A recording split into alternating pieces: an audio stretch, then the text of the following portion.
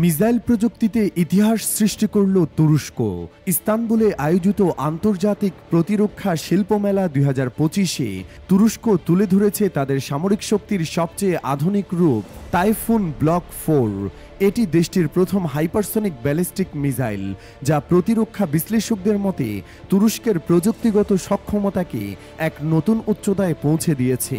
রকেটসানের তৈরিকৃত এ ভয়ঙ্কর মিসাইলটি 6.5 মিটার দীর্ঘ এবং ওজন প্রায় 2300 কেজি।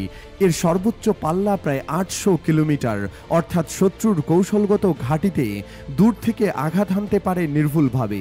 এটির সঙ্গে যুক্ত রয়েছে বহুমুখী ওয়ারহেড, যা আকাশ প্রতিরক্ষা সিস্টেম, কমান্ড সেন্টার, হ্যাঙ্গার বা গুরুত্বপূর্ণ স্থাপনাগুলো ধ্বংসে অত্যন্ত কার্যকর।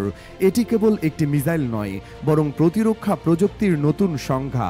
রকেটসান একে তুর্কি প্রতিরক্ষা শিল্পের রেকর্ড ব্রেকিং উদ্ভাবন হিসেবে উল্লেখ করেছে। টাইফুন ব্লক 4 শুধু যুদ্ধক্ষেত্রে কৌশলগত সুবিধা নয়, বরং তুরস্কের সামরিক নির্ভরযোগ্যতাকেও শক্তিশালী করেছে। তবে চমক এখানেই শেষ নয়। রকেটসান এই মেলায় আরও বেশ কিছু নতুন ও ভয়ঙ্কর প্রযুক্তি প্রদর্শন করেছে, যা তুরস্কের ভবিষ্যৎ প্রতিরক্ষা ব্যবস্থাকে আরও দুর্দান্ত করে তুলবে।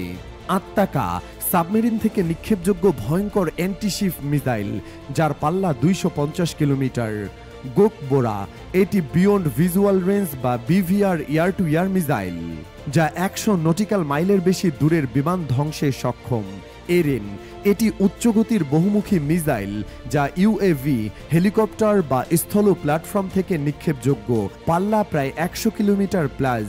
300ER, এটি একটি ব্যালিস্টিক ক্ষেপণাস্ত্র যা জেট বা ড্রোন থেকে ছোড়া যায় এবং 500 কিলোমিটার দূরের লক্ষ্যবস্তুতে আঘাত হানে। সিমসেক 2, এটি উপগ্রহ উৎক্ষেপণ যন্ত্র, যা 1500 কেজি ওজনের স্যাটেলাইট 700 কিলোমিটার উচ্চতায় কক্ষপথে পাঠাতে সক্ষম। রকেটসানের সিইও মুরাত ইকিনচি বলেন, আমরা তুরস্ককে রকেট ও ক্ষেপণাস্ত্র প্রযুক্তির জগতে এক নতুন উচ্চতায় নিয়ে গেছি। উদ্ভাবন ও গবেষণার মাধ্যমে আমাদের সশস্ত্র বাহিনী আরও শক্তিশালী হবে।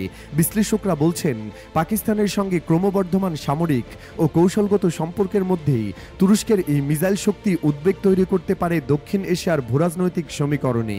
তবে নিঃসন্দেহে বলা যায়, তুরস্ক এখন শুধু অস্ত্রে নয়, প্রযুক্তিতে নেতৃত্বের পথে।